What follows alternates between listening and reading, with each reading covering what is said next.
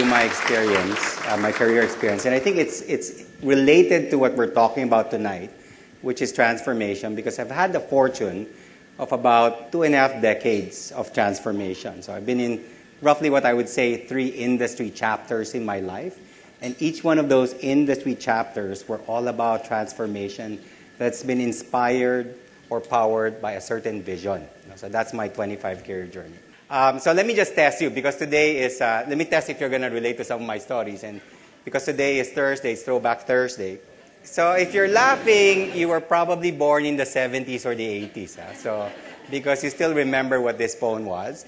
And that was the first industry chapter in my life. And in particular, in my career life, I've been extremely blessed to have been in the right company at the perfect time when an industry was about to explode, and I happened to join the right company that would blaze that trail.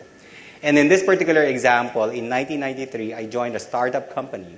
And if you think about 1993, the entire country of the Philippines had 40,000 cellular customers.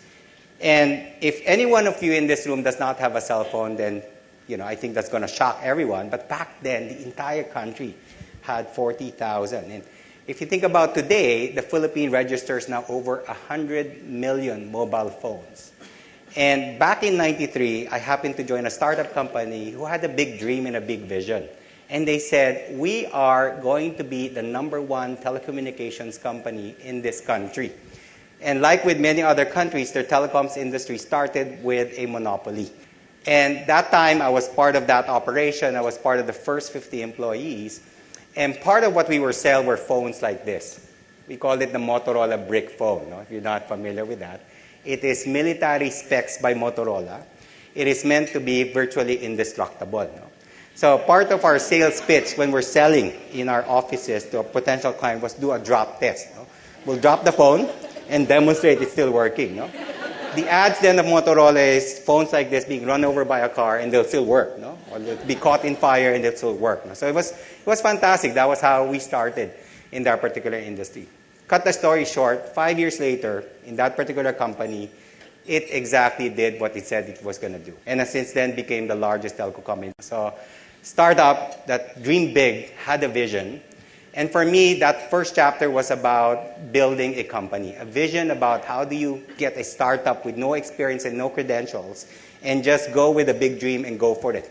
And that's exactly what happened in my career in the 90s. I was so lucky. I was in that particular company at the right time. And I actually experienced a lot of my career growth just because I was in the perfect place at the perfect time. Year 2000, I shifted. I said that was fun. The 90s was fun. It was all about telco. If you think about what was going on in the Philippines in the 90s, it was all about the most exciting industry being the telecom. I said, that was really, really fun for me. Let me now try on a different industry, and I had the fortune of this time being recruited back in 2000. So this is the second chapter, to be a general manager for a startup company again. This time, it was for a company that was in the call center outsourcing business. Again, Throwback Thursday, try to guess what this is. This is a photo about 10 years ago of this location. This is what it is today. And you know what it is? This is Eastwood. That pioneering call center company back in 2000, where I actually was recruited to run, we were the very first government-accredited call center company. We were the first PEZA registered, the Philippine Economic Zone Authority registered IT BPO company that located in the very first IT park in the country. Back then, it was a dream that the Philippines can showcase its IT BPO capability. Therefore, the government started creating incentives for locations or IT parks. The very first official IT park in the country was Eastwood. And I was the very first tenant of the very first building in this very first IT park back in 2000. So this is that photo. The old photo is the photo of the view from our building. We were the only building and there was nothing around us. And we think about what Eastwood is today, it's about 100,000 community now, which I would claim is a city that was built by the call center industry. So what was the vision and inspiration? Now, we were the very first, so nobody really knew about call centers in the Philippines. And today, it's probably hard to imagine the Philippines without call centers, but back in 2000, nobody knew us. And we hired our first 50 agents, and we were trying to sell the Philippines on the basis of quality. So part of our vision is everybody's going to recognize the Philippines call center capability for superior quality. And our battle cry in our minds was the Filipino is not cheaper, the Filipino is better. So if we're going to go out, we're going to deliver better than anyone else's expectations. And based on that theory, we said, why don't we hire the top university graduates of the Philippines? So the first 50 agents we hired were mostly from the top schools and their top graduates, very smart, articulate, confident individuals. So I had the fortune of meeting them for my first town hall, 50 of them in a room smaller than this, and I said, can you introduce yourselves and the school you graduated from? Before that, I never knew people from Ateneo would call themselves from the Ateneo. And I said, I'm Benedict, I'm from the UP. And we were going, and how do you actually keep them? They're going to work nights. They're going to handle one call after the other. They're going to be in very regimented work environment. There's a productivity target, there's a quality target, you got to perform. So part of it was really just to explain to them, look, what we're trying to do is not to be a call center. What we're trying to do is showcase to the rest of the world that the Filipino is the best and the brightest out there. And in every transaction and customer that you handle, it is creating an impression of the new global Filipino. So as you think about your job here is not to be a call center agent. Your job here is to showcase the new global Filipino, the very best and the brightest of us. And as a result of that, you're going to help us build this industry. Now, we're going to be the first, but we're going to show them this is what quality work from the Philippines is about, and we're going to cause a rise of the industry. So we adopted a vision in that company of building an industry, and that was our official vision for many years. And lo and behold, in 2010, about 10 years later, all the analysts worldwide said the Philippines has become the largest call center destination in the world. So that was also very fun for me, which is after 10 years of writing that, it's now hard to imagine a Philippines without call center. But we just were part of that very, very successful and fun ride, being part of a trailblazing company inspired by that vision of this time building an industry. So now I'm on my last chapter, which is I'm stepping back and looking at, look, it's been fun. I think I'm ready to do something different. It was almost 10 years I spent with that particular company, and I said, what could be the next big thing that the Philippines has to offer? We've already achieved #1 status in call center. What else can happen in the Philippines? And this time, I moved from my first chapter vision of building a company to my second chapter, building an industry, to my final chapter. I started becoming a little bit more nationalistic, even more than I was before. And I said, I want to do something that helps build a country.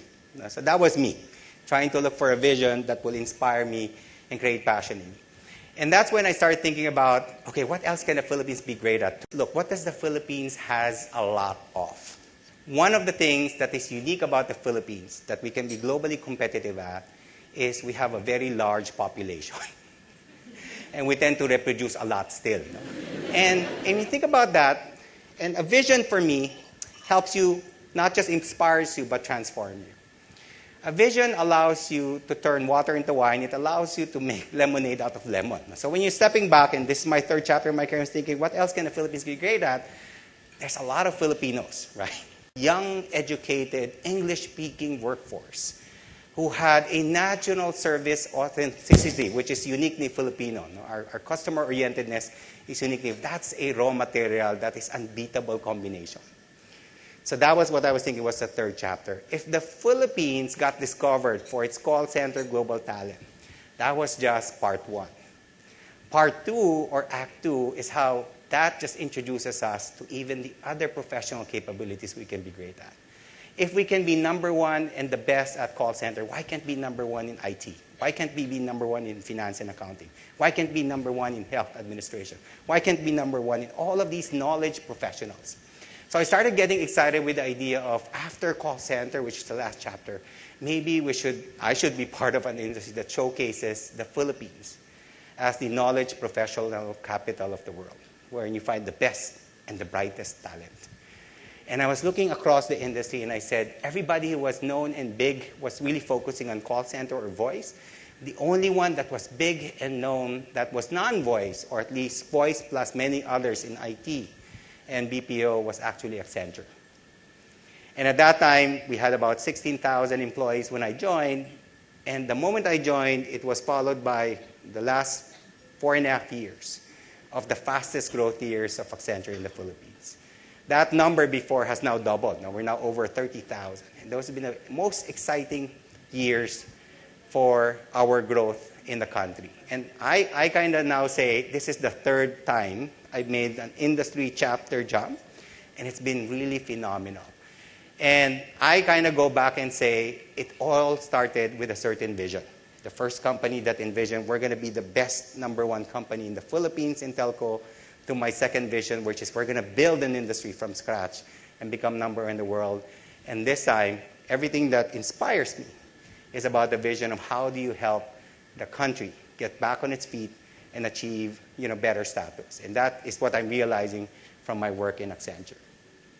So my hope and my prayer for you is really that individually, and it's very personal, or it could be about your teams or your projects or your groups. My personal prayer and hope for you is that each and every one of you do discover your vision and have the fortune of actually being able to pursue them. Because I believe, in my definition, the luckiest people in the world are those who found their visions, have had the fortune of pursuing them. Thank you very much.